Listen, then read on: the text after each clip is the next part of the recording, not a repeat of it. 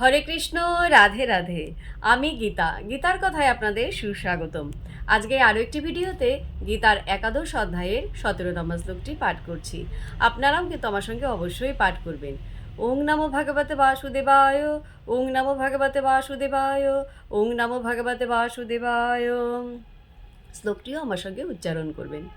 কিরীটিনম গদিনম চক্রিনম চ তেজরাশিম সর্বতঃ দীপ্তিমন্তম পশ্যামি তাম দুর্নিরীক্ষম সমন্তাৎ দীপ্তানল অর্কোদ্যুতিম অপ্রমেয়ম।